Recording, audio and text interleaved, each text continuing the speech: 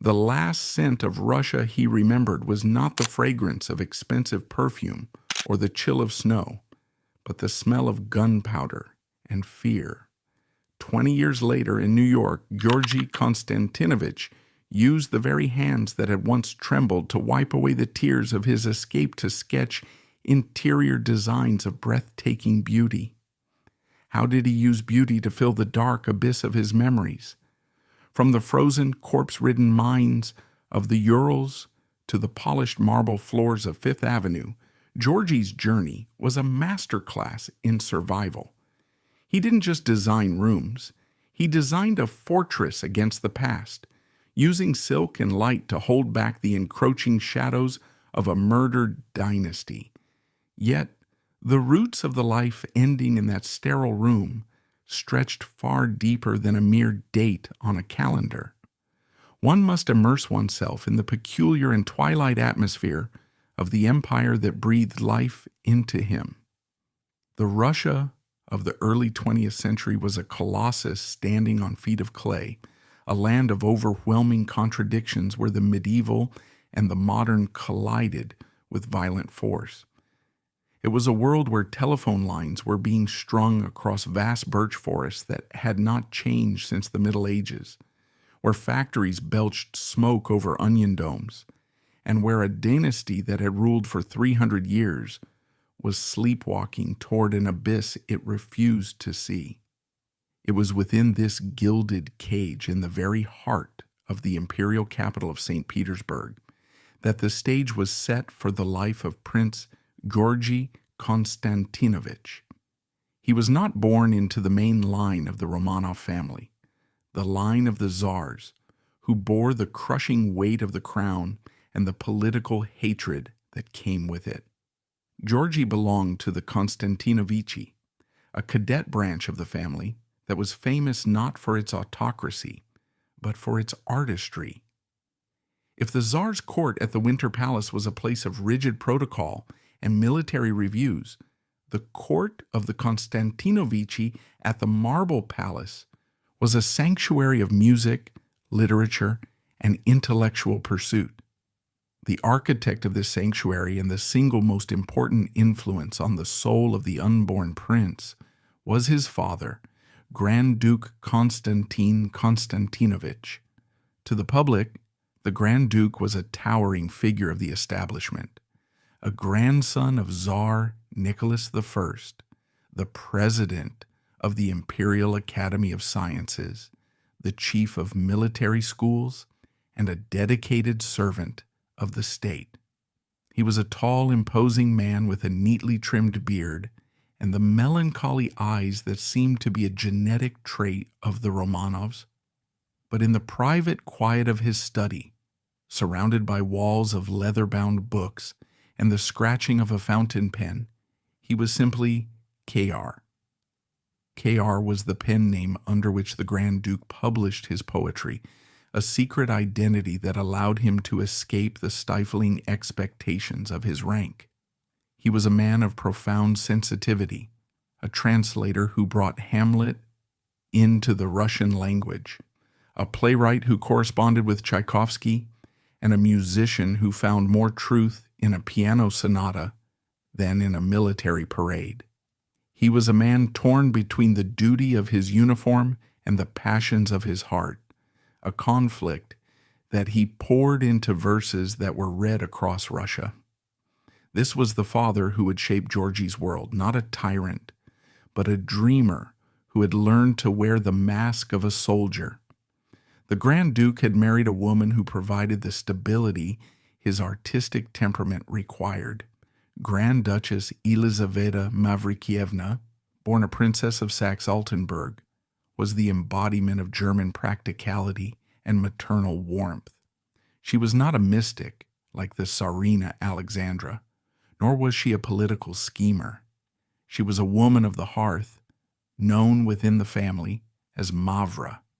She dedicated her life to the running of their massive household and the raising of their children. And there were many children. By the turn of the century, the Marble Palace was already echoing with the footsteps of 8 sons and daughters. It was a vibrant, noisy, and affectionate tribe, far removed from the isolated and lonely upbringing of the Tsar's children at Tsarskoye Selo. It was into this large, cultured, and loving family that Georgy was born on the 6th of May, 1903. The date itself was significant. It was the feast day of St. George the Victorious, the patron saint of Moscow, and the emblem of the Russian military. But the Russia of 1903 was already a different country from the one his father had known. The celebratory cannon fire that announced his birth from the Peter and Paul Fortress boomed over a city that was growing restless. Strikes were becoming frequent in the industrial districts. Students were whispering about revolution in the universities. The Japanese Empire was rising in the east, threatening Russia's dominance in the Pacific. The clouds were gathering, but inside the nursery of the Marble Palace, the light was still golden and warm. Pavlovsk, the family's summer residence just outside St. Petersburg, was the Eden of Georgy's childhood.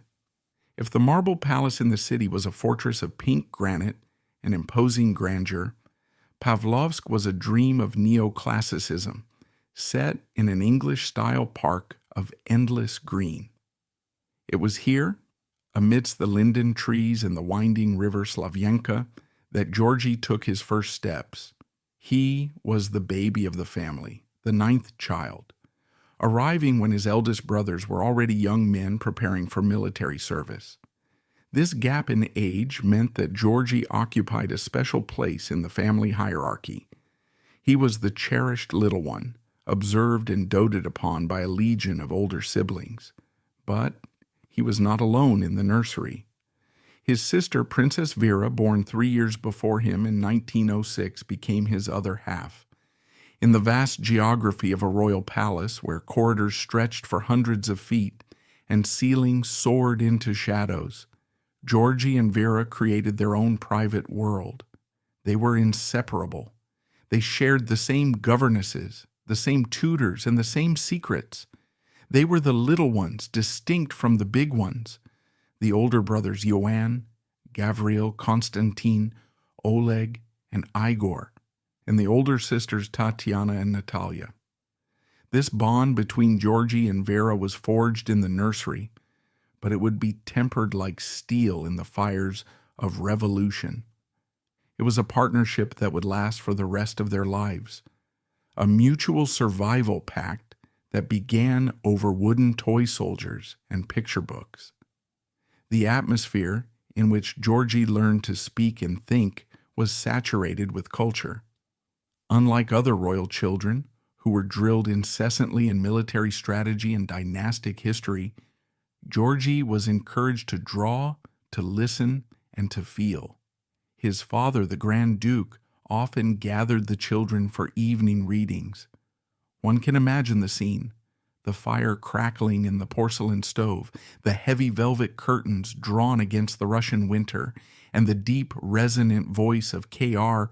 reciting Pushkin or Lermontov, or perhaps scenes from his own play, The King of the Jews. Georgy sat at his father's feet, absorbing the rhythm of the language, learning that beauty was the highest form of nobility. It was observed early on that Georgy possessed a quiet, observant nature. He was a tall child, growing quickly, with the long limbs of the Romanovs and a face that mirrored his father's sensitivity. He was often found sketching. While his cousins might have been playing war games, Georgy was interested in the shape of a chair, the color of a curtain, the way light hit the gold leaf on a picture frame. He had an innate sense of spatial harmony, a gift that would one day save his life in a city he could not yet imagine. The religious life of the family was also intense and pervasive. The smell of beeswax candles and frankincense was the scent of home. The Orthodox faith was not merely a state formality for the Konstantinoviches. It was the rhythm of their existence. Fasting days, feast days, name days. The calendar was marked by the liturgy. Georgy was raised to believe that his position as a prince of the imperial blood was a service to God. He stood for hours in the family chapel, learning the ancient church Slavonic chants, watching the light flicker on the iconostasis. This deep, unshakable faith would become the bedrock of his character, a quiet fortress that would protect his sanity when the material world around him dissolved into chaos. However, the idol of Pavlovsk in the marble palace could not entirely shut out the trembling of the earth. In 1905, when Georgy was just a toddler, the first revolution shook the foundations of the throne. Workers marching to the Winter Palace to petition the Tsar were gunned down by troops in what became known as Bloody Sunday. The Grand Duke Konstantin was horrified. He was a man of the old school, a believer in the sacred bond between Tsar and people, and the violence sickened him. He saw the cracks in the dam, even if he felt powerless to stop the water. He retreated further into his art and his family, trying to create a perfect microcosm of Russia within his own walls, a bubble of culture and decency that he hoped would protect his children. As Georgy grew from a toddler into a boy, the world began to accelerate. The years between 1905 and 1914 were a strange Indian summer for the Russian Empire. It was a time of frantic creativity and reckless extravagance. The ballets russes were scandalizing and thrilling Paris. St. Petersburg was a hotbed of avant-garde poetry and radical philosophy. But in the Marble Palace, time moved slower. The education of a Grand Ducal son was rigorous. Georgy had tutors for French, English, and German. He was taught to ride, to dance the mazurka and the waltz, to enter a room without looking down, and to converse politely with anyone from a field marshal to a gardener. Yet there was a shadow over the house. The Grand Duke's health was failing. The strain of his double life, the soldier and the poet, and his anxiety about the future of Russia were taking their toll. He looked at his sons, particularly the older ones, who were now officers in the Guards regiments, with a mixture of pride and dread. He wrote in his diary of his fears, wondering what kind of world they would inherit. Georgy, too young to understand the political complexities, sensed the melancholy. He saw it in his father's eyes when the Grand Duke looked out the windows at the gray waters of the Neva River. He learned early that silence could be as heavy as stone. Among his brothers, Georgy idolized Oleg. Prince Oleg Konstantinovich was the star of the family, brilliant, intellectual, and deeply serious. Oleg was the one who most resembled their father, a young man who spent his allowance on rare manuscripts and dreamed of editing the definitive works of Pushkin. For Georgy, Oleg was the model of what a prince should be. They would walk together in the park at Pavlovsk, the older brother explaining the history of the statues, the names of the trees, the importance of serving Russia not just with a sword, but with a mind. No one knew then that Oleg was racing against time, that his brilliance was a flame burning through the oxygen too quickly. By 1913, the Romanov dynasty celebrated its tercentenary, 300 years of rule. It was a spectacle of medieval pageantry. Georgy, now 10 years old, was part of the processions. He wore the uniform of a cadet, standing stiff and proud as the bells of the Kremlin rang out across Moscow. The crowds cheered, the banners waved, and for a moment it seemed that the empire was eternal. The sheer weight of gold, fur, and jewels displayed during the celebrations was intended to blind the world to the rot beneath. But to a 10-year-old boy, it was simply the reality of his existence. He did not know that he was watching the final curtain call of a tragedy. He did not know that the men kissing his hand would, in less than 5 years, be hunting him like an animal. The summer of 1914 began with the usual migration to Pavlovsk. The weather was unusually hot, the air thick with the scent of pine and dust. The family gathered for meals on the terrace, the conversation drifting from literature to the news from Sarajevo. An archduke had been assassinated. Ultimatums were being exchanged. The telegraph machines in the Grand Duke's study began to click incessantly. The older brothers, Ioan, Gavriel, Konstantin, Oleg, and Igor, began to pack their trunks. The atmosphere in the palace shifted from the lazy ease of summer to a frantic electric tension. Valets were polishing boots. Weeping maids were packing icons into travel bags. Georgy watched it all with the wide eyes of an 11-year-old who feels the ground shifting but cannot see the earthquake. He watched his father, the Grand Duke, pace the library floor, clutching telegrams, his face gray with the knowledge that the civilization he loved was about to commit suicide. On the 1st of August, 1914, Germany declared war on Russia. The golden age was over. The music stopped. The nursery door closed and the world of war began. For Georgy, the outbreak of World War I was not a matter of geopolitics. It was a matter of emptiness. Suddenly, the house was quiet. His 5 older brothers, the noise and energy of the palace, were gone. They marched away in their splendid uniforms, confident of a quick victory, leaving behind a silence that felt like a physical weight. The marble palace was transformed. The ballrooms were covered in dust sheets. The laughter was replaced by the rustle of newspapers and the murmured prayers of his mother and sisters. The war brought the reality of the 20th century crashing into the 19th century upbringing of the young prince. The glorious cavalry charges he had read about in books were replaced by the grim reports of machine gun fire and muddy trenches. And then the first blow struck.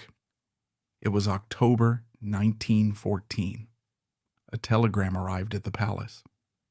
Prince Oleg, the brilliant, beloved Oleg, had led a charge against German cavalry near Vilno. He had been struck in the stomach. He was dying. The Grand Duke and Grand Duchess rushed to the front to be with him. They arrived in time to see their son receive the Order of St. George from the Tsar's own hands before he closed his eyes forever. Oleg was 21 years old. He was the first Romanov to die for his country in the Great War. When his body was brought back to St. Petersburg to be buried in the family estate, Georgy stood by the open grave. It was his first intimate encounter with death. He saw the grief dismantle his father. The Grand Duke Konstantin was never the same after Oleg's death. The light went out of him. He stopped writing poetry. He walked through the corridors of the marble palace like a ghost, a man who had outlived his own hope. This was the end of Georgy's childhood. At 11 years old, he was no longer the pampered baby of the family. He was a witness to its destruction. The war dragged on, turning from a patriotic crusade into a meat grinder that consumed millions of Russian men. The mood in the capital turned ugly. Food shortages began. The name of the city was changed from the German-sounding St. Petersburg to the Slavic Petrograd, a superficial rebranding that could not hide the growing rot. In the midst of this deepening gloom, another tragedy struck. On June 15, 1915, Grand Duke Georgy Konstantinovich died. He did not die of a bullet, but of a broken heart and a lifetime of suppressed strain. Georgy was 12. He stood now as the man of the house, alongside his grief-stricken mother. The death of his father removed the last protective barrier between Georgy and the chaos of the world. The poet was gone. The soldier brothers were at the front. The empire was crumbling. Georgy and Vera, the 2 youngest, clung to each other. They were the orphans of the storm. They watched as the city outside their windows transformed. The respectful crowds of 1913 were replaced by angry mobs. The police disappeared. The red flags began to appear. The winter of 1916 was the coldest in living memory, and as the wind howled down the chimneys, of the marble palace, it seemed to whisper that the end was near. The winter of 1916 bled into 1917 with a ferocity that felt almost biblical. In Petrograd, the snow piled high against the granite embankments of the Neva, turning the city into a frozen, starving necropolis. The queues for bread snaked around city blocks, composed of women whose faces were gray with cold and exhaustion, their murmurs of discontent slowly rising into a collective scream. Inside the marble palace, the heating systems were failing. The great porcelain stoves, once fed by an army of servants with limitless supplies of birch logs, now stood cold. Georgy, just 13 years old, learned to sleep under piles of furs, wearing his clothes to bed, waking up to see his breath hanging in the air of his bedroom, a room that had once been a masterpiece of warmth and comfort. The death of Rasputin in December 1916 had sent a shockwave through the city, a gruesome signal that the madness had reached the very foot of the throne. But for the Konstantinoviches, the concerns were more immediate and personal. They were a family in mourning, a ship without a captain. Grand Duchess Elizaveta Mavrikyevna, Georgy's mother, tried to maintain the semblance of order, but the servants were growing surly. The elaborate rituals of the court, the changing of the guard, the delivery of invitations, the formal dinners began to stutter and fail. The machinery of the empire was rusting solid. Then came February. It did not begin with a grand proclamation, but with the shattering of shop windows. Georgy watched from the high windows of the palace as the crowds surged down the Millionaya Street. These were not the patriotic crowds of 1914. These were mobs, dark and fluid like oil, carrying banners that called for bread and the end of the war. The police, the hated Gorodovoi, were hunted down and beaten in the snow. The Cossacks, usually the iron fist of the Tsar, sat idly on their horses, smoking cigarettes, watching the chaos with the indifferent eyes. It was the moment the dam broke. For a teenage boy raised to believe that the Tsar was God's vice-regent on earth, the speed of the collapse was incomprehensible. On March 2nd, 1917, Nicholas II abdicated. He did it quietly, in a railway carriage in Pskov, signing away a dynasty that had ruled for 3 centuries with the stroke of a pencil. The news hit the marble palace like a physical blow. There was no Tsar. The concept was dizzying. If there was no Tsar, what were they? They were no longer grand dukes and princes. They were suddenly anachronisms, living fossils of a hated regime. The provisional government took power, led by men in frock coats who spoke of democracy and rights. For a brief spring, there was a strange manic sense of hope in the city. The bloody tyrant was gone. But for the Romanovs, the air was growing thin. The first sign of the new reality was the loss of the name. They were told they were no longer imperial highnesses. They were citizens, but they were not citizens. They were targets. The older brothers slowly trickled back to the palace. Ioan, Konstantin, and Igor returned from the front, stripped of their command, their epaulets torn off by soldiers who had once saluted them. They came home not as heroes, but as refugees in their own city. The palace, once a place of poetry and music, became a fortress of fear. The brothers, tall and military-bearing, now walked the corridors in civilian clothes, trying to look inconspicuous. But how does a Romanov look inconspicuous? They carried themselves with a straight-back discipline that betrayed them instantly. Georgy watched his brothers, the men he had idolized, now huddled in the library, whispering about escape routes, about hidden jewels, about the madness of the mobs. The summer of 1917 passed in a haze of anxiety. The provisional government was weak, teetering on the edge. Then came October. If February was a collapse, October was a conquest. The Bolsheviks, led by Lenin, seized power. The rhetoric shifted from liberty to class warfare. The Romanovs were no longer just political liabilities. They were class enemies, bloodsuckers, parasites to be exterminated. The atmosphere in the Marble Palace shifted from anxiety to terror. Armed squads of Red Guards began to show up at the door, requisitioning supplies. They walked through the salons with muddy boots, smashing vases, cutting paintings, laughing at the portraits of ancestors. Georgy stood by his mother, watching these invasions. He saw the hatred in the eyes of the men who might have been peasants on their estates or workers in their factories. It was a personal, visceral hatred. He realized then that his name, Konstantinovich, was a death sentence. The family retreated into a smaller wing of the palace. The great ballrooms were sealed off, becoming ghostly echoes of the past. They lived in the private apartments, huddled together for warmth and safety. Food was scarce. The Grand Duchess, a woman who had never cooked a meal in her life, tried to ration the dwindling supplies of flour and dried beans.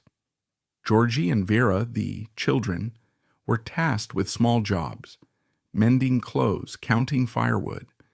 The education of the prince had stopped. His classroom was now the school of survival. In March 1918, the Bolshevik government issued a decree that would seal the fate of the family. All male members of the Romanov house were ordered to register with the Cheka, the secret police. It was a trap, and everyone knew it.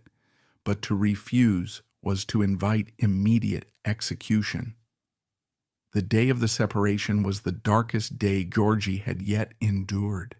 His brothers, Iwan, Konstantin, and Igor, were summoned. They were told they were being relocated to the interior for their own safety. It was a lie. As they packed their small bags, the air in the apartment was heavy with the unspoken knowledge that this might be the end. Georgy, at 14, nearly 15, was on the cusp. He was tall. He looked like a man. The Cheka officers looked him up and down, debating whether to take him too. His mother, the Grand Duchess, stood in front of him, her body a physical shield. She argued that he was a minor, a child, sick. Through some miracle of bureaucratic indifference or maternal ferocity, the officers shrugged. They took the older brothers. Georgy stood at the window and watched them leave. He watched Ioan, the gentle, pious brother who had wanted to be a monk. He watched Konstantin, the silent, intense one. He watched Igor, the youngest of the adults, who looked back at the palace with a face full of fear. They were loaded into a truck and driven away. Georgy was left behind as the man of the house, a 15-year-old boy in charge of his mother, his sister Vera, and his sister-in-law, Elna, Ioan's wife, who made the perilous choice to follow her husband into imprisonment, nearly costing her own life. The silence they left behind was deafening. The palace was now a mausoleum. Georgy, Vera, and their mother were essentially under house arrest. They had no money. The bank accounts had been confiscated. They began to sell things. Quietly, secretly, they sold what was left. A diamond brooch for a sack of potatoes, a silver icon frame for a week's worth of wood. The indignity was crushing, but hunger is a powerful anesthetic to pride. Then in July 1918, the whispers began to circulate in Petrograd. Terrible rumors. The Tsar and his family had been killed in Yekaterinburg, shot in a cellar. The news was fragmented, suppressed, but the horror seeped through. And then news of the Konstantinovichi. The story of Alapayevsk is one of the most harrowing chapters of the Romanov martyrdom, and it fell upon Georgy with the weight of a nightmare. The news trickled in slowly, confirming the unthinkable.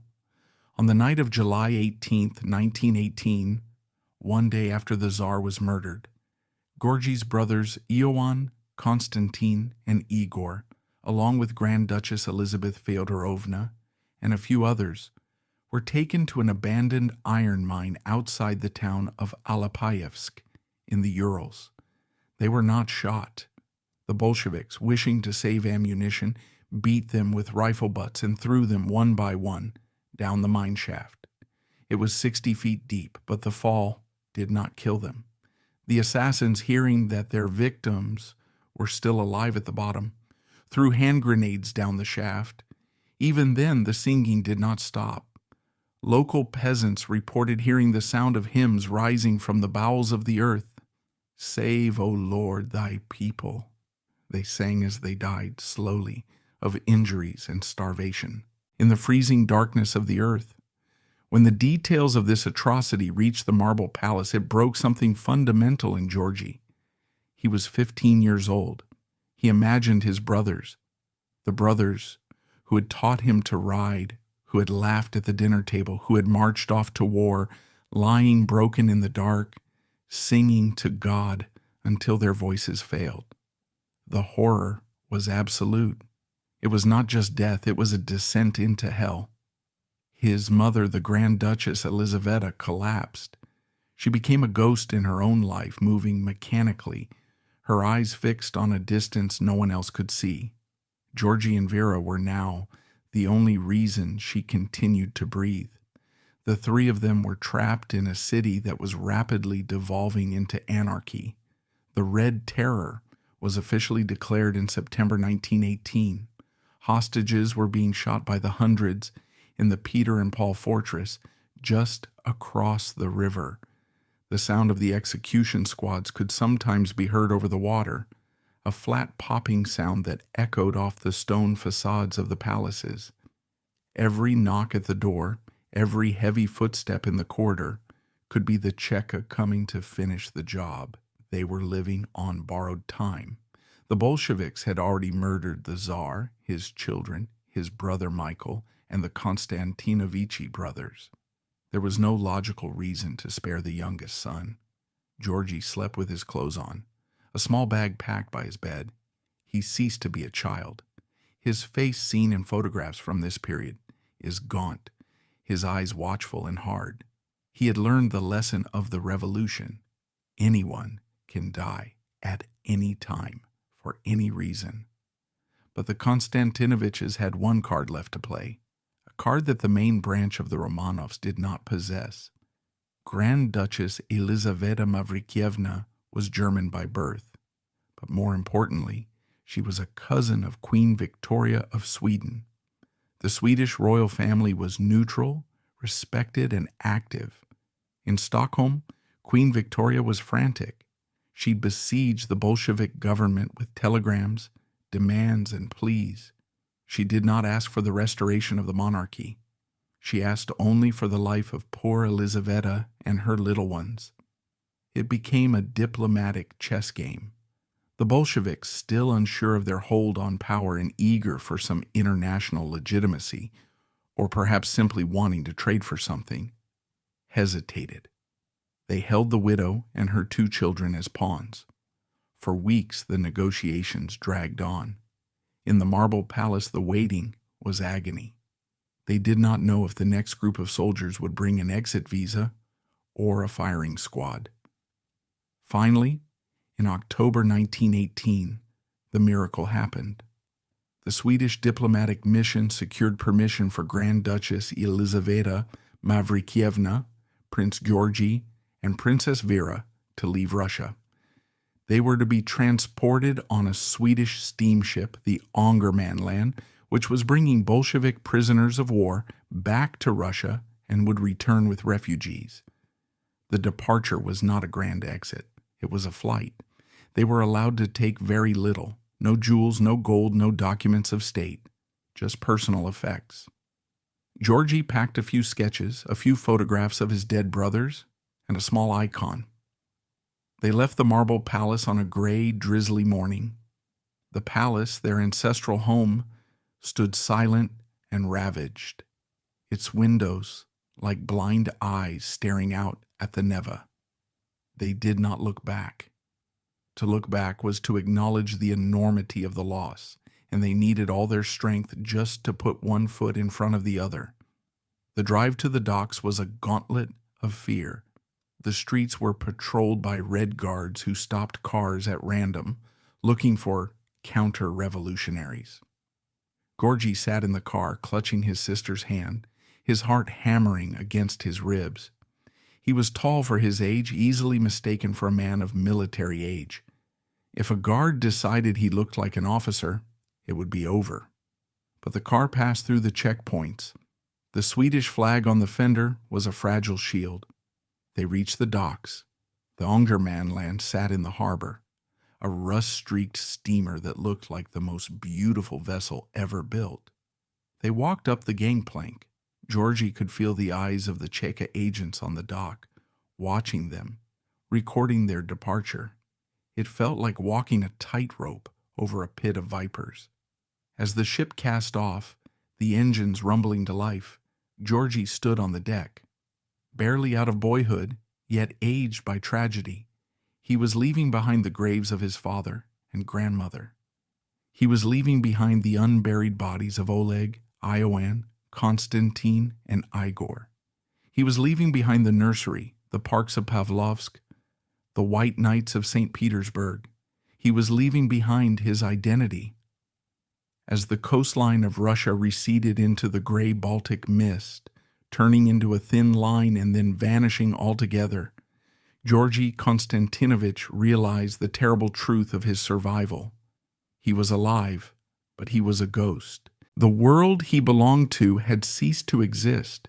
He was sailing into a void. The voyage was grim.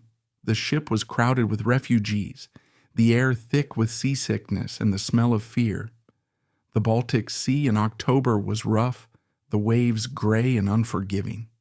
Georgy spent the days caring for his mother, who was prostrate with grief and exhaustion, and comforting Vera, who stared at the horizon with wide, shell-shocked eyes.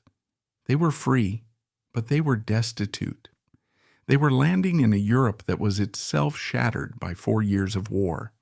They had no home, no money, and no country. They arrived in Tallinn, Estonia first, then moved on to Finland, and finally across the sea to Stockholm. The arrival in Sweden was a blur of sympathetic relatives and temporary lodgings. Queen Victoria of Sweden was kind, but the Swedish government was wary. They did not want to provoke the new Bolshevik regime in Russia. The Romanovs were embarrassing guests. They were reminders of a war everyone wanted to forget. Thus began the wandering. For Georgy, the transition from the marble palace to the refugee life was brutal. In Russia, he had been a prince, shielded by walls of granite and tradition. In Europe, he was just another displaced person with a difficult name. He had to learn the value of money, something he had never thought about. He had to learn that a coat was not something that appeared brushed and pressed every morning, but something you had to care for because you could not afford a new one. The psychological toll was immense. At night, he would dream of Alapayevsk. He would dream of the mine shaft. He would wake up sweating, the sound of the hymns ringing in his ears. He developed a quiet, reserved demeanor. He learned to hide his trauma behind a mask of impeccable politeness. He became the protector. With his brothers dead, he was the head of the Konstantinovich line. It was a heavy crown for a teenager to wear, especially a crown that no longer existed. They did not stay in Sweden long. The cost of living was too high, and the political atmosphere too delicate. They moved to Belgium, then to Germany. They settled in Altenburg, the ancestral home of his mother's family. It was a small provincial German town, a far cry from the glittering capital of St. Petersburg. Here, the years of gray truly began. Germany in the early 1920s was a broken nation, defeated in the war, humiliated by the Treaty of Versailles, racked by hyperinflation and political violence. It was a mirror of their own broken lives.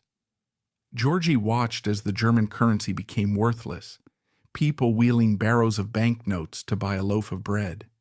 It was a terrifying reminder of the chaos they had fled. Yet in this grim setting, Georgy began to grow up.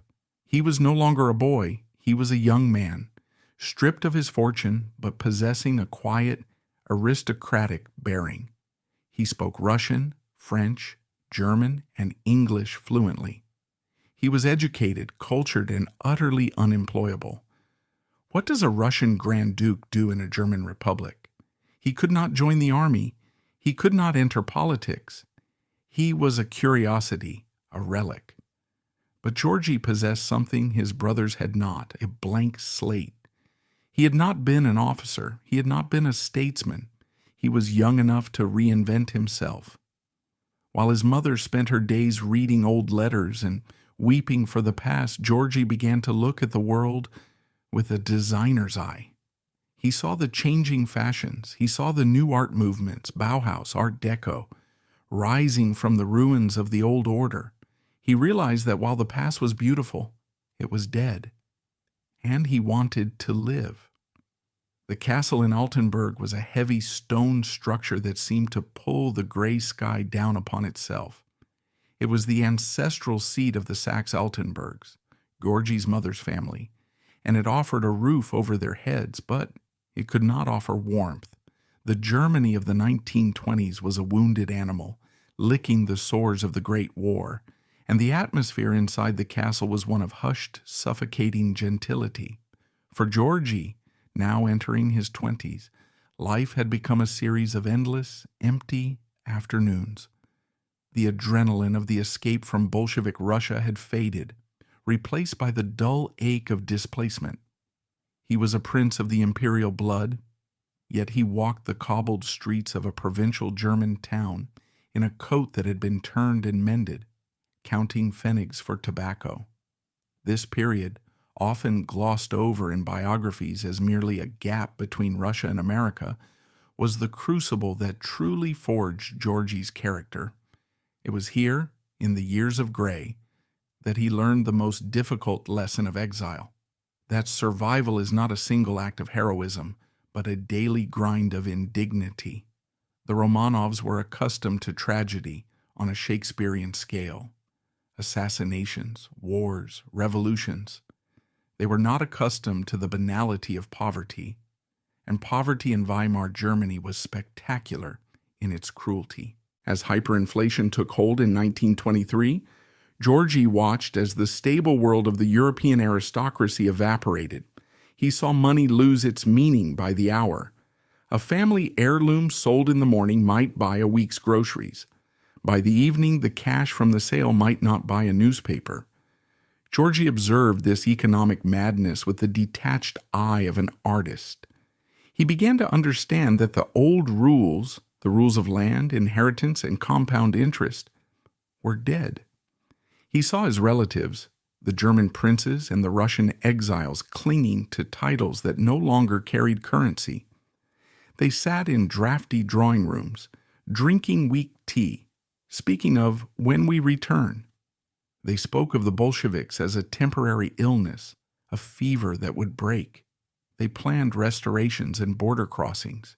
But Georgy, young and unencumbered by the political delusions of the older generation, saw the truth. There would be no return. The marble palace was gone.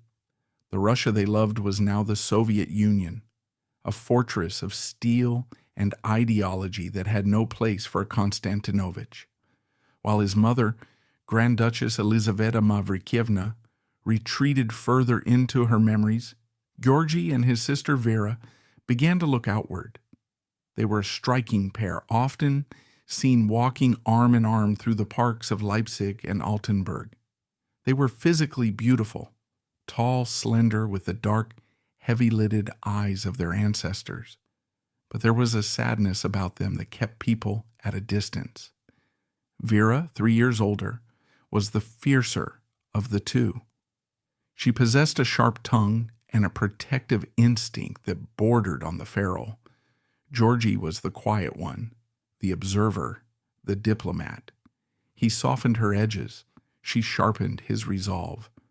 During these years, Georgy dabbled in the only thing that brought him solace, art.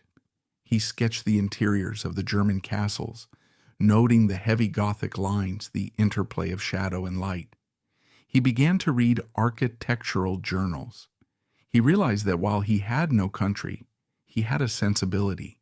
He had the eye. In a world where everything was ugly, the politics, the poverty, the memories, he found he had a desperate need to create beauty. It was not a hobby. It was a psychological necessity. If he could arrange a room, if he could balance a composition on paper, he could exert some small control over a chaotic universe. But the anchor keeping them in Europe was their mother. The Grand Duchess was a tragic figure. She had lost her husband to grief, her 3 eldest sons to the mine shaft at Alapayevsk, and her country to the revolution. She was a woman hollowed out by loss. Her health began to fail rapidly in the mid-1920s. It started with fatigue, a graying of the skin, a shortness of breath. The diagnosis was cancer, though in those days the word was often whispered, a death sentence delivered in euphemisms. The decline of the Grand Duchess was a slow, agonizing slide. For Georgy, it was a reprise of his father's death, but without the imperial trappings. There were no court physicians, no oxygen tanks brought from the palace pharmacy. There was only a cold bedroom in Leipzig and the smell of sickness. Georgy and Vera nursed her themselves. They sat by her bed through the long nights, listening to her feverish ramblings. She spoke of Pavlovsk, of the lilac bushes in the park, of the balls at the Winter Palace. She spoke to her dead sons, Ioan, Konstantin, Igor, as if they were standing in the room. On March 24th, 1927, the end came. Grand Duchess Elizaveta Mavrikyevna died in Leipzig. She was 62 years old. Her death was the final severance of the umbilical cord. As long as she was alive, Georgy and Vera were children of the imperial family. With her death, they were simply adults alone in the world. The funeral was a modest affair, attended by the scattered remnants of the nobility. There were no gun salutes, no lying in state, just a coffin lowered into German soil, a temporary resting place before she would, decades later, finally toss the ocean to join her children. Standing by his mother's grave, Georgy felt a strange, terrifying sensation. Freedom. He was 23 years old. He had no parents, he had no money, he had no obligations. The old Russia was now entirely underground. He looked at Vera, standing beside him in her black veil, her face set in a mask of grim endurance. They were the last of the immediate family unit. The little ones were now the only ones. The question hung in the air. What now? Europe felt like a graveyard. Everywhere Georgy looked, he saw the wreckage of the past. France was crowded with Russian émigrés, generals driving taxis, countesses sewing laundry, grand dukes opening nightclubs to entertain tourists. It was a pathetic, nostalgic existence, a Russia abroad that subsisted on vodka and tears. Georgy did not want to be a professional mourner. He did not want to spend the rest of his life being the Grand Duke who escaped. He wanted to be Georgy. He wanted to work. He wanted to build. And there was only one place in the world, in the late 1920s, where the future mattered more than the past: America. The United States shimmered in the imagination of the 1920s like a mirage of chrome and light. It was the Jazz Age, the era of skyscrapers, of Ford automobiles, of limitless possibility. It was a country that did not care who your grandfather was. It cared what you could do.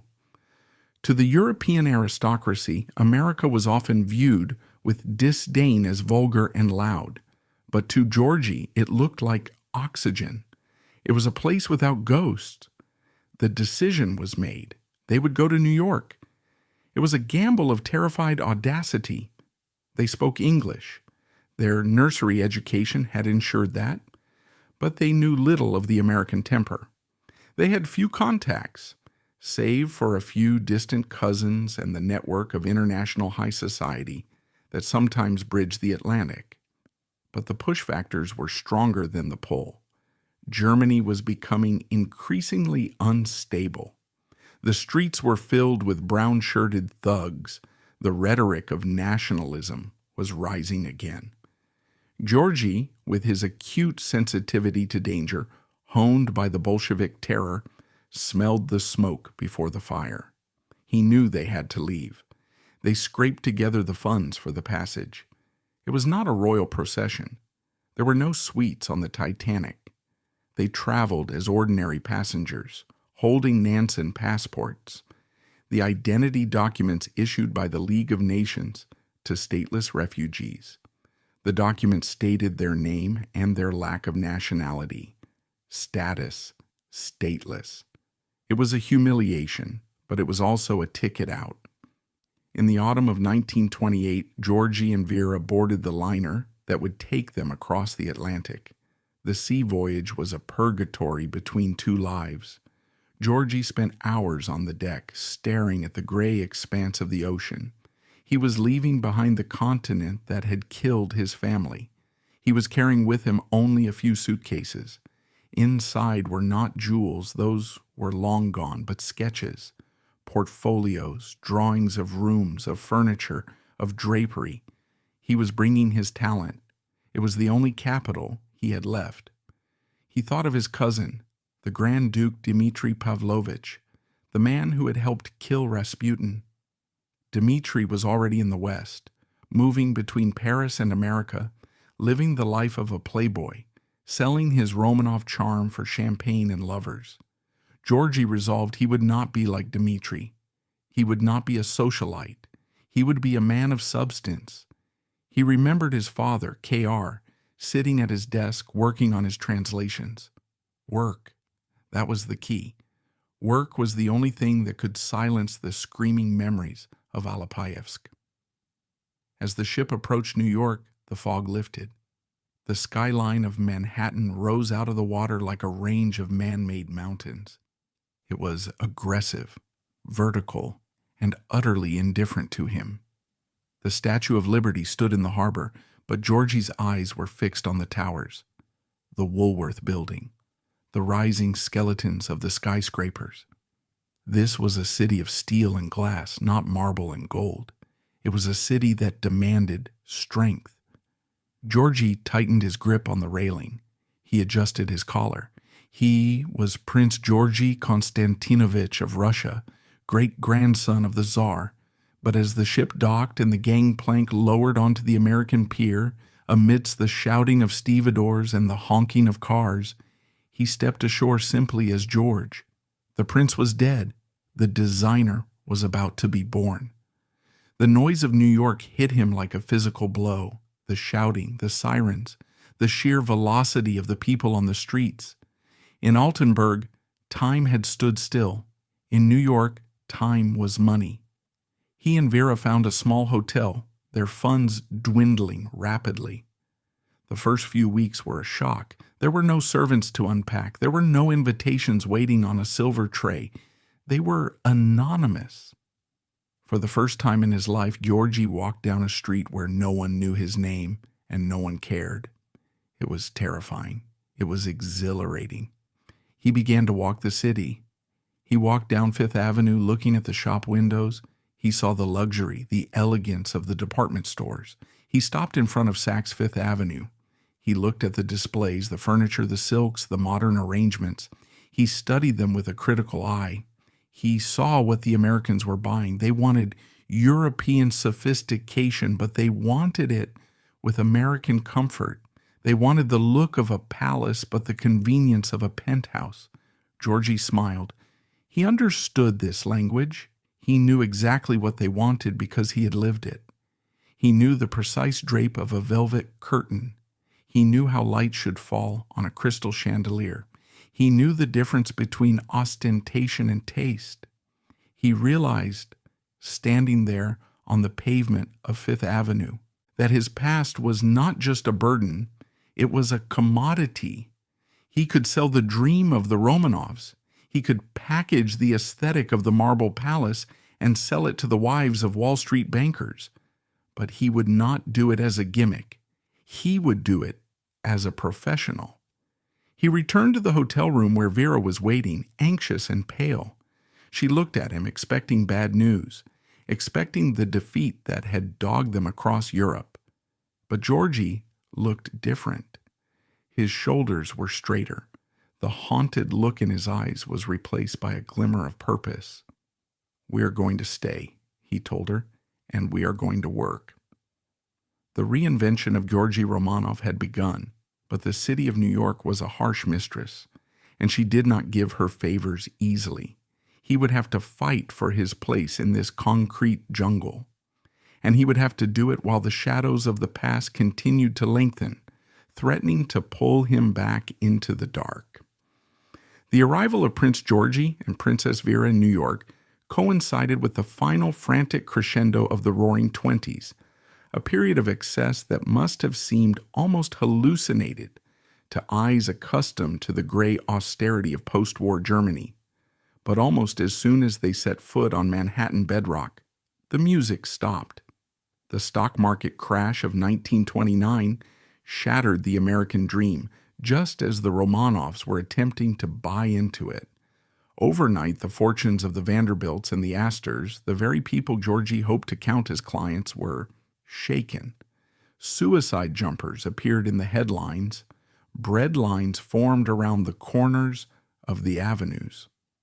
To the average American, the Great Depression was an apocalypse. To Georgy Konstantinovich, it was merely a variation on a theme he knew intimately. He had seen the collapse of a 300-year-old empire. The collapse of a stock index was, by comparison, manageable. He possessed a grim advantage over his American hosts. He already knew how to lose everything. He knew how to maintain dignity when the bank account was empty. While Wall Street bankers wept over their ticker tape, Georgy simply adjusted his tie and went to work. The resilience forged in the fires of the Bolshevik Revolution now served him in the canyons of Wall Street. His first years in New York were a masterclass in adaptation. The initial hurdle was the sheer anonymity of the city. In St. Petersburg, his face had been known, his carriage was recognized. In New York, he was just another tall, well-dressed European with an accent. He could have traded on his title more aggressively. There was a market for it. The social register set was fascinated by royalty, even fallen royalty. He could have become a Walker's, one of those impeccably bred, penniless men who escorted wealthy dowagers to the opera and ate free dinners in exchange for conversation. His cousin, Grand Duke Dmitri, had charmed his way through Paris and into the arms of Coco Chanel. But Georgy found the prospect of being a professional guest repulsive. It smelled of charity. It smelled of the very helplessness he had fled Europe to escape. He wanted a profession. He had his sketches, his portfolio, and his innate taste. He began to knock on doors. He leveraged the few connections he had. Russian émigrés who had arrived earlier, like Prince Serge Obolensky, who had married an Astor and was navigating the high society waters with shark-like efficiency. Obolensky and others opened the initial doors, introducing the young prince, not as a charity case, but as a talent. Georgy's breakthrough was not immediate, but it was steady. He started small, advising on color schemes, arranging layouts for apartments that were downsizing due to the crash. He quickly realized that American taste was in a state of flux.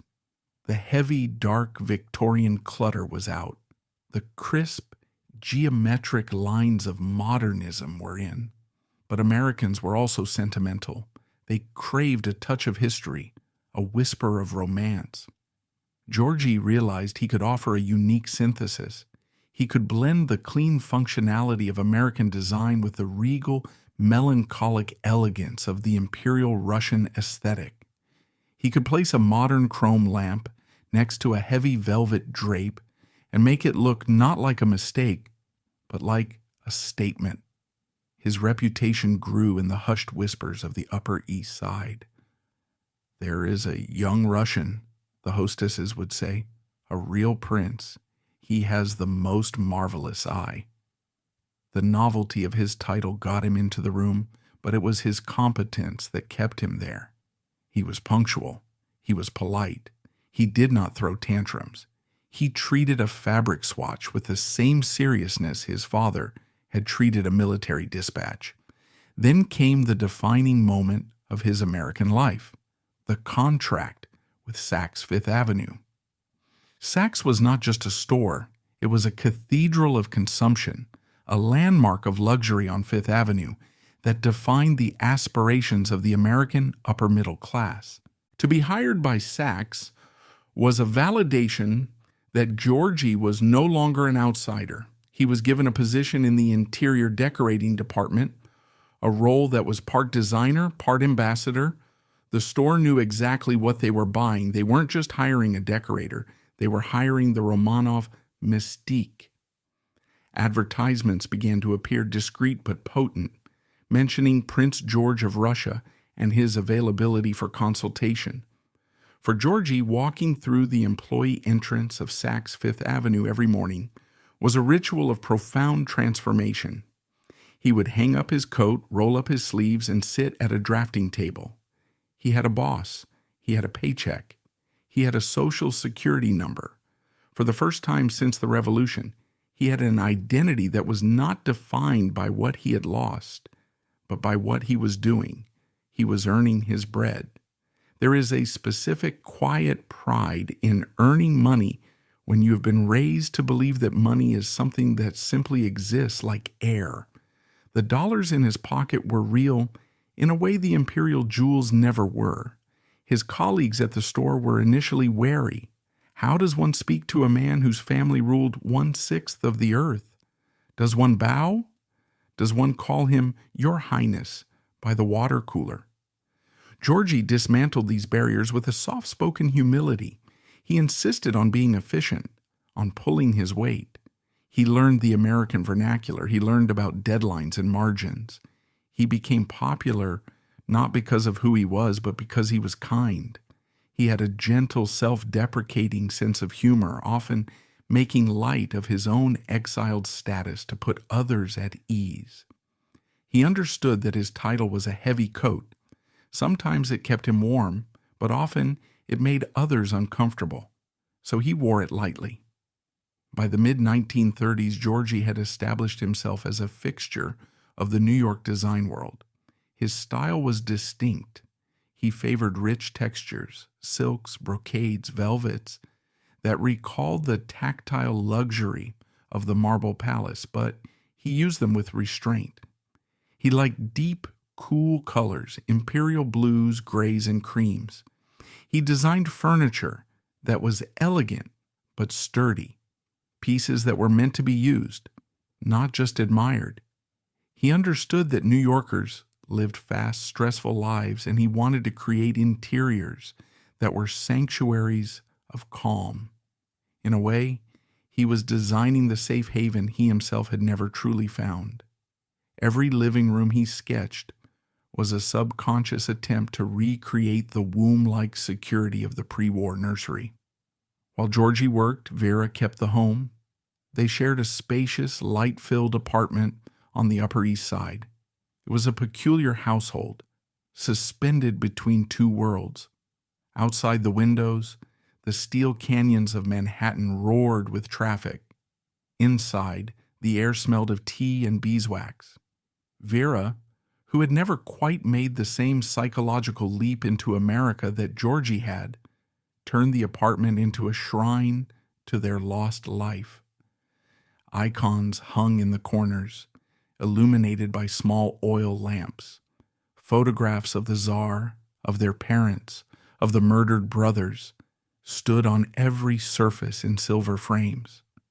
The relationship between brother and sister was the emotional ballast of Georgy's life. Vera was more than a sister. She was his memory. She remembered the things he had forgotten. She was the keeper of the dates, the anniversaries, the rituals. She cooked Russian food. She maintained correspondence with the scattered relatives in Europe. She vetted his friends. To the outside world, she could seem formidable, a stiff, proud woman who never let her guard down. But with Georgy, she was tender.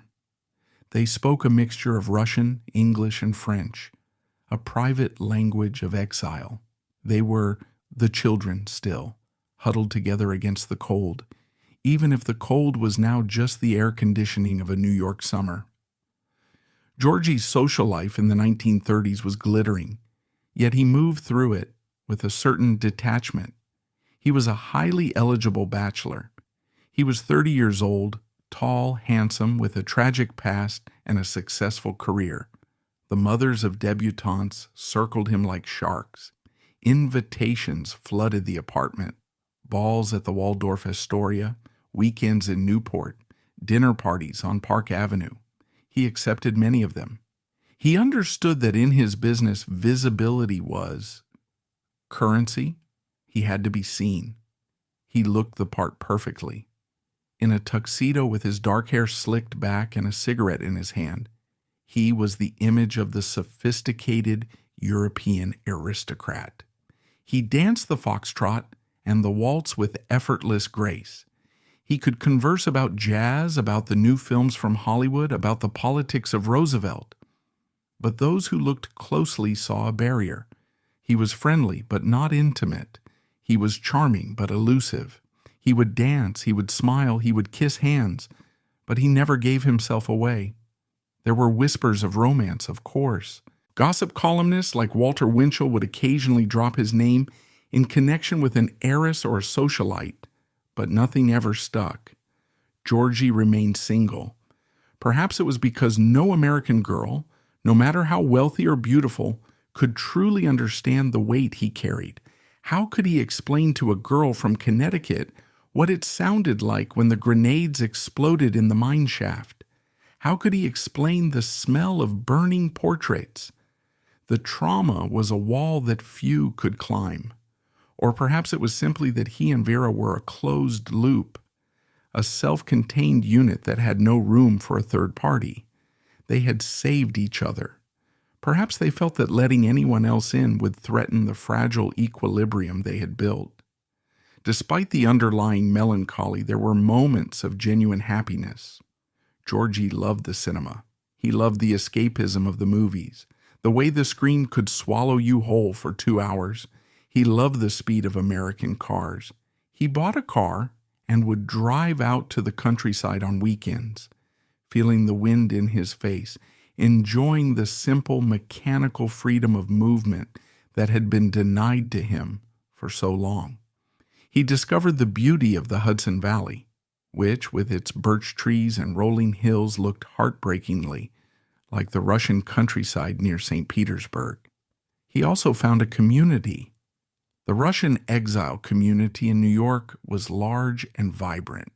There was the Tolstoy Foundation, the Russian Nobility Association, the Orthodox Church. Georgy was a dutiful member of this tribe. He attended the Easter services at the cathedral on East 97th Street, standing for hours in the candlelit darkness, surrounded by men in old uniforms and women in worn furs. Here, he was not Mr. Romanov the decorator. He was Your Imperial Highness. He would bow his head as the priest intoned the prayers for the royal martyrs. He would embrace old generals who wept when they saw him, because in his face they saw the face of his grandfather, the Grand Duke. But Georgy was careful not to get dragged down by the Russia abroad. He saw the trap that so many others had fallen into, the trap of living in the past, of spending every waking moment plotting a restoration that was a fantasy. He helped them financially. He was generous to a fault, often giving money to destitute émigrés that he could arguably not afford to spare. But he did not join their political committees. He did not sign their manifestos. He knew that the Soviet Union was a reality that was not going away. He had chosen America, and he intended to honor that choice. By 1936, Georgy seemed to have won. The boy who had been held hostage in the Marble Palace was now a man of substance in Manhattan. He had a career, a home, a car, and a reputation. He had successfully navigated the treacherous transition from prince to citizen. The nightmares of Alapayevsk came less frequently. The years of gray in Germany felt like a bad dream. He was part of the rhythm of New York, the morning coffee, the subway rumble, the sketches on the drafting table, the cocktail hour.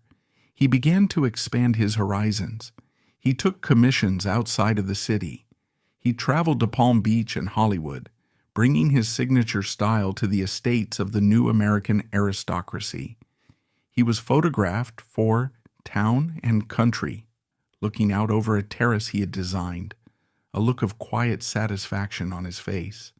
The caption read, "Prince George Romanov, a royal touch in modern design." It was a triumph of branding, but it was also a triumph of the human spirit. He had taken the broken shards of his life and arranged them into a mosaic that was not only functional, but beautiful. Yet there is a fragility to the happiness of the exile. It is built on sand. Georgy had reinvented himself, but the physical toll of his early life, the malnutrition during the revolution, the stress of the escape, the poverty in Germany, remained in his body. He was thin, sometimes prone to digestive troubles, which he dismissed with a wave of his hand. He worked too hard. He smoked too much. He carried a psychological burden that no amount of success could fully lighten. In the summer of 1937, Georgy celebrated his 34th birthday. It was a modest celebration in the apartment with Vera and a few close friends. They toasted with vodka. They ate blini. Georgy raised his glass. He looked around the room, at the sister who loved him, at the friends who respected him, at the city lights twinkling beyond the curtains.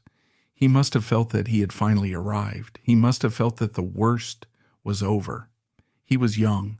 The world was recovering from the depression. The future seemed, for the first time in 2 decades, to be an open road. He did not hear the clock ticking. He did not know that the sand in the hourglass was running terrifyingly low. He did not know that the life he had so painstakingly built, brick by brick, was a castle made of glass, and that a stone was already hurtling towards it. The summer of 1938 arrived in New York with a suffocating tropical intensity. The heat rose from the asphalt of Fifth Avenue in shimmering waves, driving anyone with means to flee the city for the cool, manicured lawns of Long Island or Newport. For Prince Georgy, this summer was meant to be a period of consolidation. He was 35 years old, a man in the prime of his life, finally standing on solid ground after 2 decades of shifting sands. His career at Saks Fifth Avenue was flourishing. His name was spoken with respect in the design salons of Manhattan. His private life with Vera was peaceful and ordered. Yet looking back through the lens of history, the summer of 1938 possesses a haunting, twilight quality. While Georgy was selecting fabric swatches and attending garden parties, the world across the Atlantic was darkening rapidly. In March, Hitler had annexed Austria, the Anschluss. The shadow of the swastika was lengthening over the Europe Georgy had fled. Letters from relatives in Germany and France were becoming frantic, filled with the same coded language of fear that Georgy remembered from 1917. The storm was returning. Perhaps deep down, Georgy felt the tremors. Survivors of trauma often possess a sixth sense for catastrophe, a vibration in the blood that warns them when the safety they have built is about to be breached. But on the surface, life was beautiful. In early July, Georgy accepted an invitation to spend the weekend on Long Island. The north shore of Long Island, known as the Gold Coast, was the American equivalent of the Tsarskoye Selo he had left behind, a fantasy world of marble mansions, polo fields, and private beaches. inhabited by the royalty of American capitalism. Georgy moved easily in this world. He was a popular guest, witty but never loud, elegant but never haughty. He packed his bag for the weekend, the white linen suit, the sketching pad, the cigarettes. He kissed Vera goodbye at the door of their apartment. It was a routine departure, casual and unhurried. Neither of them knew it was the last time he would walk out that door as a healthy man. The weekend began idly. There were cocktails on the terrace, dinners lit by lanterns, the sound of jazz drifting over the water of the Long Island Sound. But on the second day, a Sunday, the unease began. Georgy complained of a discomfort in his abdomen. He was not a complainer by nature. His upbringing had instilled in him a stoic refusal to make a fuss about physical ailments. He dismissed it as indigestion, perhaps a reaction to the heat or the rich food. He excused himself and went to lie down, expecting it to pass. It did not pass. By the evening, the discomfort had sharpened into a knife edge of pain. He lay in the guest bedroom of the host's mansion, sweat beading on his forehead, his knees drawn up to his chest. The polite veneer of the house guest cracked under the assault of agony. A local doctor was summoned, but the diagnosis was initially vague, a stomach attack. Painkillers were administered. They did nothing. The night passed in a delirium of fever and nausea. By Monday morning, it was clear that this was a crisis. The decision was made to transport him back to New York City. The drive from Long Island to Manhattan, usually a pleasant journey through green parkways, became a blurred nightmare of bumps and stops. Georgy sat in the back of the car, his face gray, his breath coming in shallow gasps. The poison was already moving through his system. He was admitted to Doctors' Hospital on East End Avenue, one of the premier private institutions of the city. The specialists were called in. The diagnosis was swift and terrifying: acute appendicitis. But it was worse than that. The appendix had already ruptured. To the modern ear, appendicitis sounds like a minor inconvenience. A routine surgery, a few days of rest, and a return to normal life. We live in the age of antibiotics, where infection is a dragon that has been largely tamed. But in July 1938, the medical landscape was radically different. Alexander Fleming had discovered penicillin in 1928, but it was not yet mass-produced or available for general civilian use. Sulfa drugs, the first line of defense against bacterial infection, were available but often ineffective against the complex, aggressive bacteria released by a burst appendix. A ruptured appendix meant that the contents of the intestine were spilling into the sterile cavity of the abdomen, causing peritonitis, a massive systemic infection that shuts down the organs one by one. Georgy was wheeled into the operating theater immediately. The surgery was performed with the highest competence of the time. The surgeons cleaned the abdominal cavity, removed the necrotic tissue, and inserted drains. They did everything that 1930s medicine allowed them to do. When they wheeled him out to the recovery room, the prognosis was guarded. "He has a strong constitution," the doctors told Vera, who had rushed to the hospital the moment the telephone rang. "He is young. We must hope." For a few days it seemed that the Romanov resilience would win. Georgy rallied. He woke up. He spoke to Vera. He asked about the apartment, about his work at Saks. There was a flicker of the old charm, a weak smile for the nurses who fussed over the handsome prince. The hospital room was filled with flowers sent by anxious clients and friends, lilies, roses, gladioli, turning the sterile white room into a fragrant garden. Visitors came. Prince Serge Obolensky, members of the Tolstoy family, colleagues from the design world. They stood by the bed, making cheerful conversation, trying to ignore the pallor of his skin and the fever-bright glaze in his eyes. But the rally was a cruel illusion. the Indian summer of the dying. The infection had not been defeated. It had merely entrenched itself. Deep inside his body, the bacteria were multiplying, overwhelming the white blood cells, poisoning the blood. Peritonitis is a painful, exhausting way to die. It is a slow suffocation of the body's systems.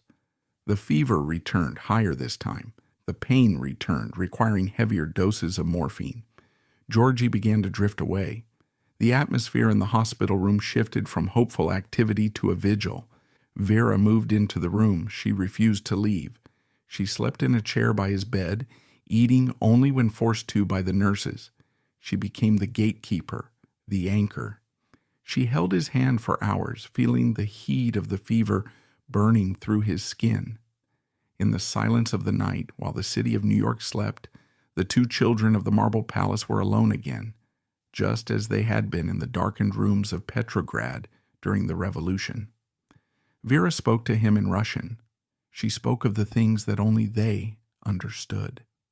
She spoke of the smell of the birch trees at Pavlovsk, the sound of the sleigh bells in the snow, the voice of their father reading poetry. She tried to build a bridge of memories to keep him tethered to the world, but Georgy was crossing a different bridge. In his delirium, he began to speak of his brothers, of Oleg, Ioan, Konstantin, Igor. He spoke to them as if they were standing at the foot of the bed. To the doctors, this was a symptom of toxicity. To Vera, it was a sign that the family was gathering. The dead were coming to collect the living. News of the prince's condition spread through the Russian emigre community like a shockwave. In the tenement apartments of Harlem and the brownstones of the Upper West Side, Russians who had lost everything fell to their knees. Icons were lit. Prayers were chanted in the cathedral on East 97th Street. Save, O Lord, thy servant Georgy. He was not just a man to them. He was a symbol. He was the proof that they could survive, that they could succeed.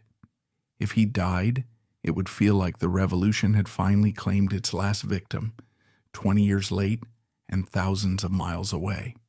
The days turned into weeks. July bled into August. The heat wave broke, replaced by thunderstorms that battered against the hospital windows. Inside, the battle was being lost. The doctors tried blood transfusions, a desperate attempt to flush out the poison. Georgy's body, thinned by the ordeal, was a map of bruises and needle marks. He was fighting with everything he had. He wanted to live. He had fought so hard to live.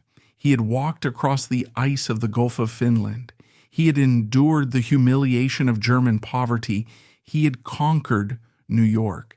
It seemed profoundly unfair, a cosmic joke that he should be brought down by a burst appendix.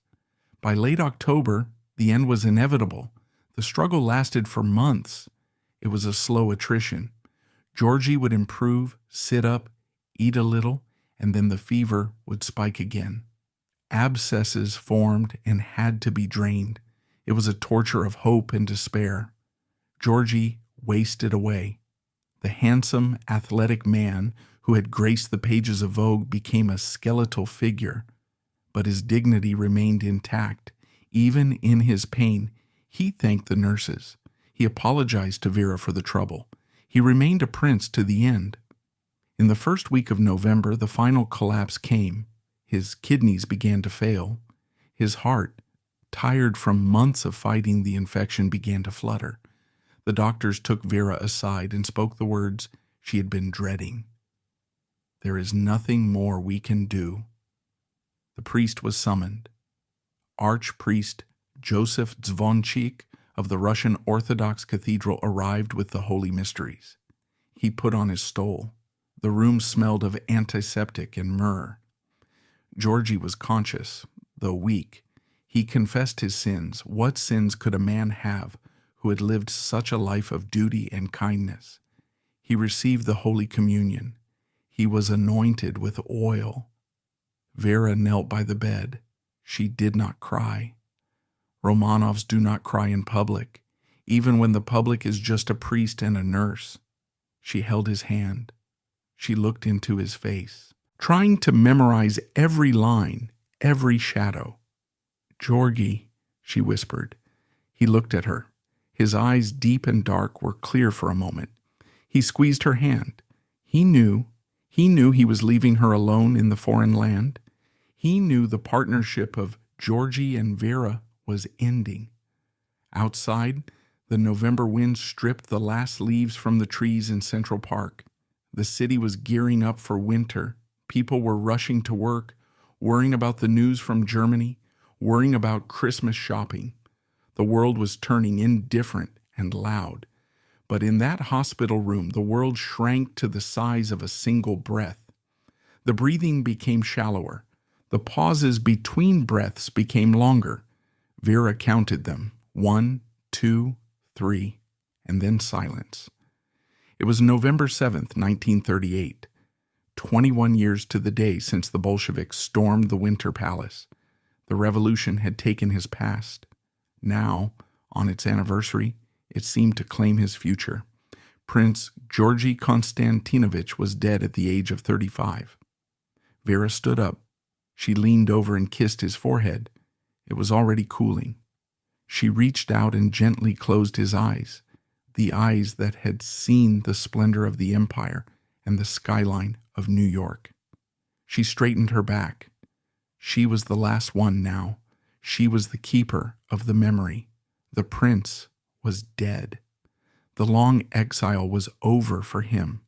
But for Vera, and for the story of the Romanovs in America, a new chapter of memory and mourning was just beginning. The death of Prince Georgy Konstantinovich was not merely a private tragedy. It was a cultural event that sent a tremor through the spine of the Russian diaspora. When the news broke on the morning of November 8th, 1938, the New York Times ran the obituary with a headline that seemed to belong to a different century. Prince Georgy of Russia dies in exile. But for the thousands of Russians living in the boroughs of New York, the taxi drivers who had been colonels, the seamstresses who had been countesses, the headline read differently. To them, it felt like the final lowering of the imperial flag. They had looked to Georgy not as a pretender to a non-existent throne, but as a symbol of their own potential for survival. He was the one who had made it. He was the one who had conquered the new world without losing the soul of the old. And now, he was gone. The days leading up to the funeral saw a peculiar and solemn transformation of the Upper East Side apartment. It became a chapel of mourning. Princess Vera, her face carved from marble-hard grief, received a stream of visitors that included the elite of New York society and the destitute of the immigrant community. The Rockefeller family sent condolences. The doorman at Saks Fifth Avenue wept. It was a collision of worlds that only Georgy could have orchestrated. The funeral service was held at the St. Nicholas Russian Orthodox Cathedral on East 97th Street.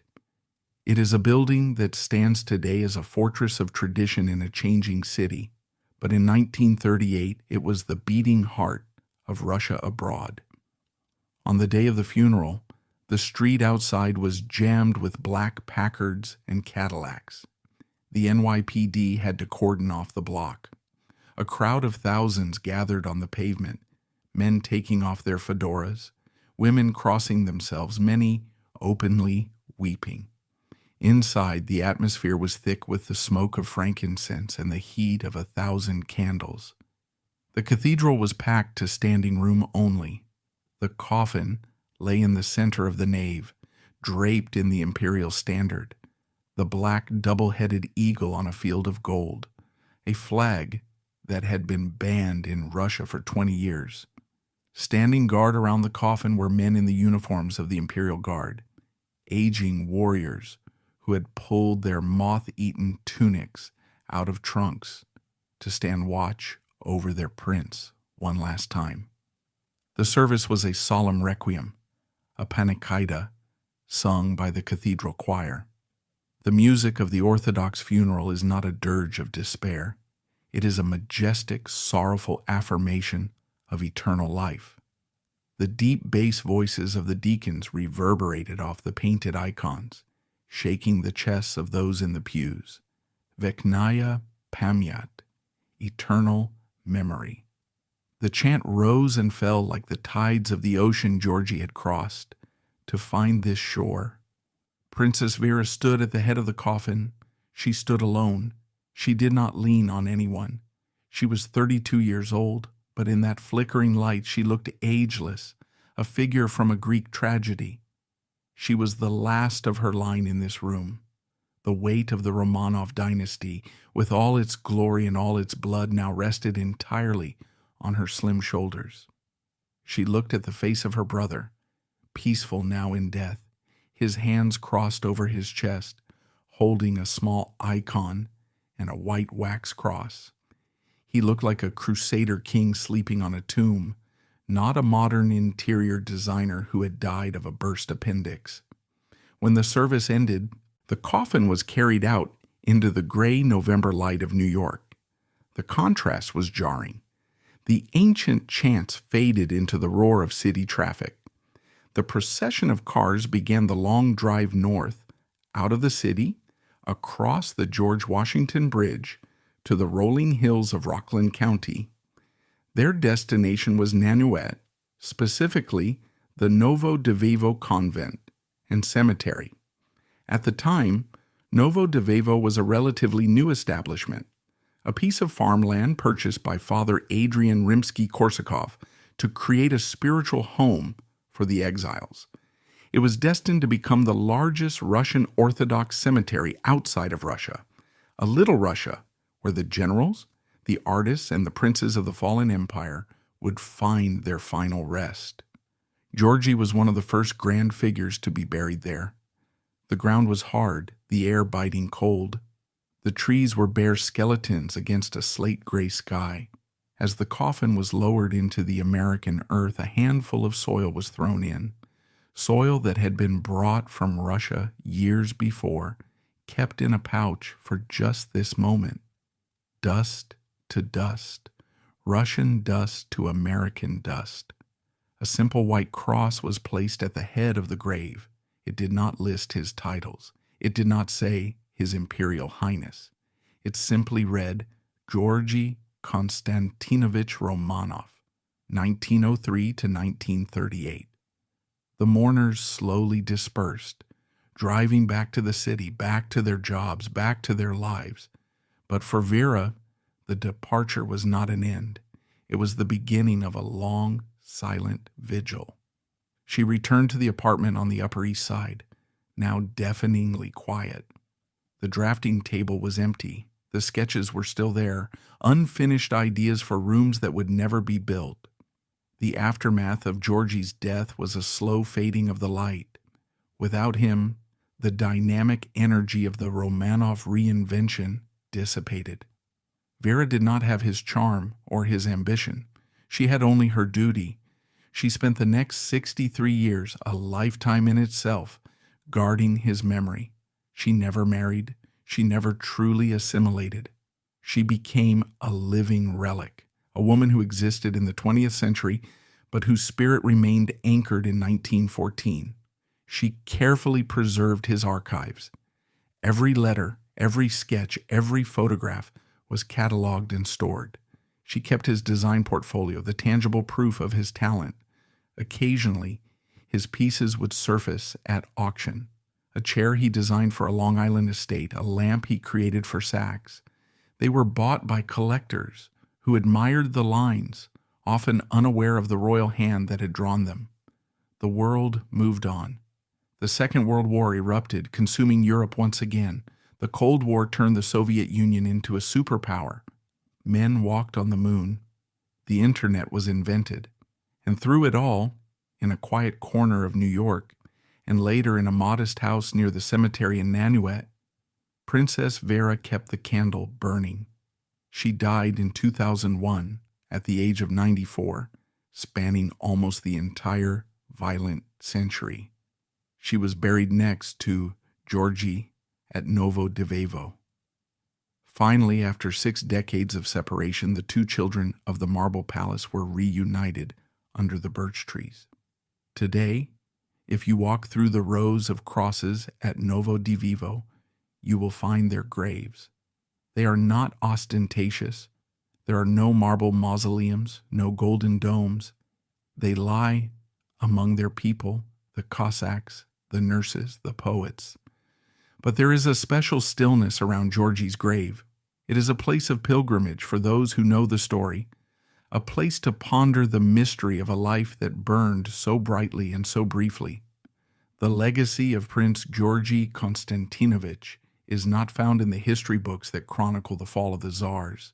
He is a footnote in the grand political narrative, but in the history of the human spirit, his chapter is luminous.